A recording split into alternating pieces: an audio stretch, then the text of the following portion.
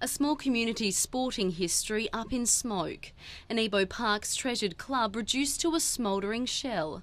Just really disappointed, I think, more than anything, that someone could do that. It's terrible. Like, why would someone do that to something that means so much to this community? Oh, I'm just devastated at the fact that someone's come in and done this to the park. It took 30 firefighters 40 minutes to contain the blaze after it was spotted at about 2:30 this morning. As word of the destruction spread, club members gathered to see if anything could be salvaged.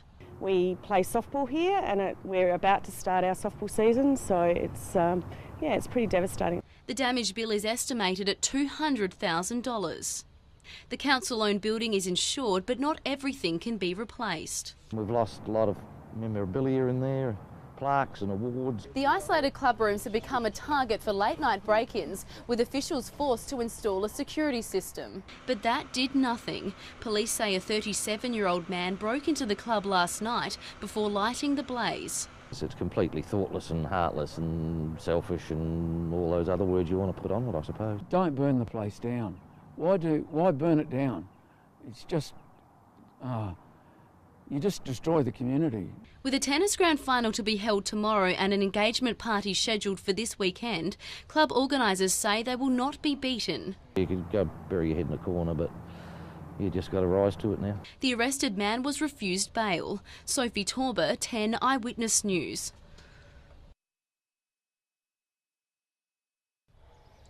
McDonald's occupies one of the most prominent sites in the centrepiece of the Glenelg precinct, but it'll soon be taking its last orders. I'm very surprised that it's going. There's always queues out the door down. It's always been here, it's like as long as I've been around, so yeah, I didn't think it'd be shutting down at all.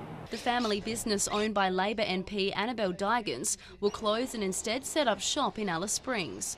Liberal MP David Pisoni says it's a vote of no confidence in the state's economy. When a member of the government's own backbench have closed their business in South Australia, it sends a very strong message that South Australia is not open for business. Ms Digans says her business experience is part of understanding her electorate of elder. As a South Australian MP, it would be nice to maybe keep the business going within South Australia and sort of keep the community going instead of moving it interstate. Ms Digans was unavailable to comment. South Australia came bottom of the nation in the latest ANZ Job Ads Index, and locals rue the loss of another key employer of young people.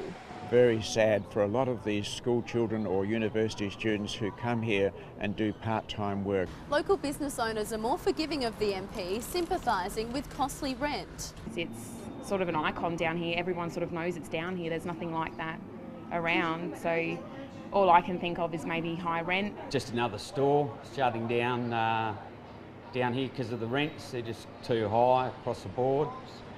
Nearly half the streets closed. Sophie Taeuber, 10 Eyewitness News.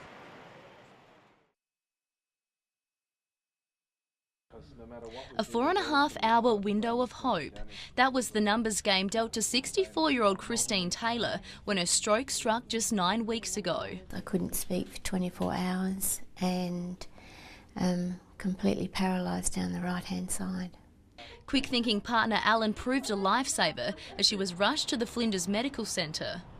With just minutes to spare, doctors administered a specific injection treatment to break down the blood clot. Within a day, Christine's speech and movement returned. To be able to walk around and have bodily functions and speech and everything was very reassuring.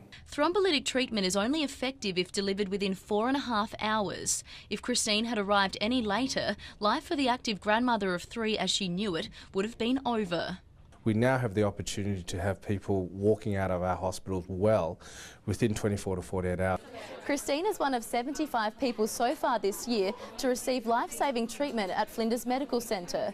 Doctors say there's been a recent spike in the number of people being treated for common strokes. With today marking the start of National Stroke Week, wider public awareness and a greater plan for treating strokes has been credited for the rise. In the state of South Australia, we've got a plan for treating stroke more efficiently, and as a result more patients are actually coming through to our stroke units. Sophie Taeuber, 10 Eyewitness News.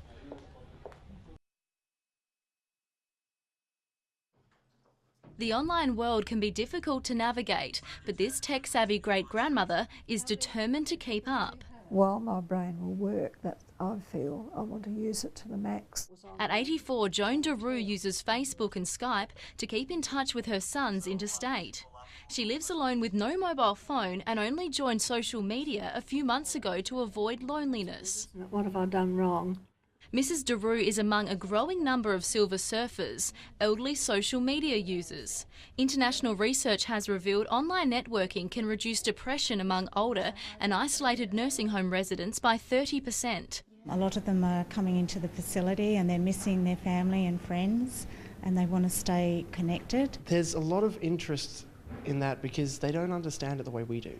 Marion Resthaven residents are learning how to plug in under the patient guidance of Westminster school students. The students admit the residents have been keeping them on their toes with a range of rather interesting questions. Sometimes we might say lol and they'll say, "You say what?" Something as simple as like press the home button.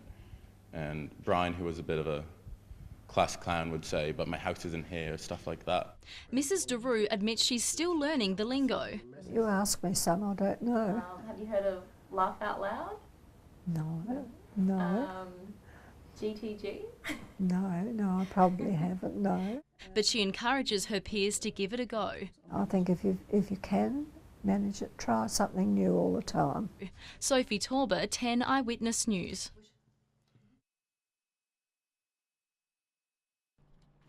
Prasanna Kumar awoke to a heat like no other. I could feel the heat inside the house, let alone being on the outside. The 52-year-old ran outside to discover his next-door neighbour's home engulfed in flames and spreading fast. Fearing his neighbours were still asleep inside, the reluctant hero made a desperate call to 000. I was just worried that, if someone was inside the house, and also it's so close to my house. Fire crews rushed to the Clifford Way home just after 2:30 this morning to find the blaze breaking out on the back deck. Once inside, they uncovered several other separately lit fires burning out of control. The police are investigating further because we've found more than one fire inside the premises. It's believed an arsonist broke through the front door and spread accelerant throughout the home before setting it alight. I'm very sad to hear somebody's done that. Crazy, too close to home. Horrible.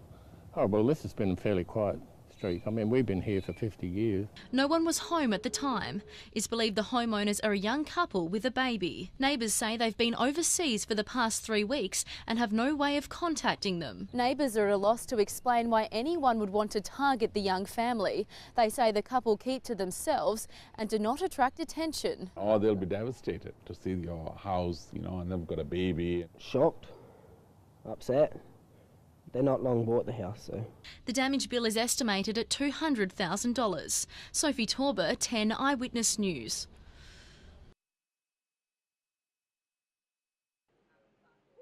Panda breeding season is yet to get underway, but it seems like the odds are already stacked against Adelaide Zoo's star couple, Wang Wang and Fooni. Online bookmaker Sportsbet gives the pair just a 29% chance of conceiving. And while zoo visitors are hoping the odds are wrong, so too are punters, who could expect a $3.50 return if Wang Wang manages to break his underperforming reputation. The zoo says the pandas should be given some slack. The average age for a male panda being a first-time dad is about 10 and Wang Wang's 8, so yes, we are hopeful, but we won't put too much pressure on them. If the gamble pays off, it won't be the only thing worth celebrating. Just 2 years ago, Zoos SA was on the brink of financial ruin after it ran up a $25 million debt. But more recently, it managed to reverse its fortunes, now owing $7.5 million. We've had some wonderful animal births, which always encourages people to come to the zoo. But we've also been doing a lot of new, different types of activities. It's wonderful. We come here as often as we can. Because it's very nice and I love all the animals. I just think the variety, there's so much to go and have a look at. The zoo's resurrection has been helped with nearly 400,000 visitors through the gates this year, while Monarto recorded its highest ever attendance figure in its 30-year history. The popularity of the safari-style experience has been boosted by the arrival of triplet lion cubs, the zoo's first female rhino, and a collection of cheetahs. Sophie Taeuber, 10 Eyewitness News. Through sheer luck, an elderly driver walks away suffering only shock after smashing his car into a children's clothing shop. 86-year-old driver Carlo Russo mistaking the accelerator for the brake. Well, I didn't have the time to get scared. I got scared afterwards when I got out of the car. Owner of Surf and Stuff, Bryony Caspin, was inside the store when the car came catapulting through. It just came through the window. I was at the counter and bit of a surprise, but I was really relieved to see that he was okay. Staff at the shop next door were first on the scene. Heard this almighty crash and saw the man basically through the window. Despite the damage, the owner says she won't be shutting up shop and will continue trading for the rest of the week. Oh, absolutely. It's going to create interest. and this interest, I mean, I'm a half-glass full girl. The accident is just one in a recent spate of similar incidents.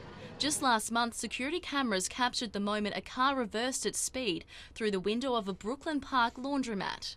And this dramatic smash back in 2012 when an elderly woman mistook the brake for the accelerator and came careering through a pizza shop on Brighton Road. The RAA believes most are cases of driver inattention or error and points to older motorists becoming confused or flustered in busy shopping centre car parks. Drivers always be careful, pay attention, and as I said, if you don't feel comfortable driving in a busy shopping centre environment, think about another means of going there. Sophie Taeuber, 10 Eyewitness News. Six-year-old Georgia Kalasamaris is under 24-hour watch. The fear she could be struck by a life-threatening seizure is constant. She'll have a full-blown seizure and she'll end up in hospital and your world stops. Georgia was diagnosed with epilepsy at the age of 4. Drugs and surgery are not an option for her. The family's hopes instead pinned on dog Gracie. It's life-changing. Getting Gracie is going to be life-changing. At the end of the day, she could potentially save Georgia's life. Gracie's a seizure alert dog, trained to recognise the warning signs several minutes before a seizure occurs. She's going to go with me everywhere and she's never going to stay home. Gracie costs $30,000 and there's only one training centre in the country, in Melbourne. So travelling expenses are added to the cost of the dog. It's a huge strain, but at the end of the day, it's going to allow us to breathe. It's going to allow Georgia to be the little 6-year-old that she deserves to be. The government doesn't fund the service here. Someone needs to wake up and just say, yep, epilepsy needs support. Georgia's mother hopes to start up a charity early next year to raise money for families struggling to afford a dog. The family's raised $10,000 on its own, but is still $25,000 short of the target. The health department says it's comfortable with the level of epilepsy services it already provides. Sophie Taeuber, 10 Eyewitness News. 86-year-old Bill Vanderspeck had only known his visitors for a few weeks, and today he was confused about why they'd been moving his car from his South Brighton garage. I don't know what they're after. But still, he says what happened last night was a tragedy. And the next minute I hear somebody say she's dead. I said, oh, come on. No. But it was true. It was very, very sad, very sad. Police believe a 57-year-old woman and a man were moving the Daewoo sedan down the Tucker Street driveway when it began to gather speed and roll. The woman was pinned between the car and the front gate and killed. For some reason, she made the car roll. Well, it rolls. She fell into it. Neighbours were left traumatised by the confronting accident. It is pretty scary, yeah, it is. It's shocking. I don't think I'll sleep tonight. It's very, very shocking. Yeah, it's pretty shocking. Major Crash Police spent several hours examining the scene, and what the pair was doing in the driveway will form part of the investigation. This is an unusual case, but it's still a tragic set of circumstances which has claimed the life of one person, and also is a tragedy for the other people involved. This is the third time this year someone has been crushed by a runaway car in a driveway. This past January, 2 women were killed in separate accidents when their cars rolled on top of them. Sophie Taeuber, 10 Eyewitness News.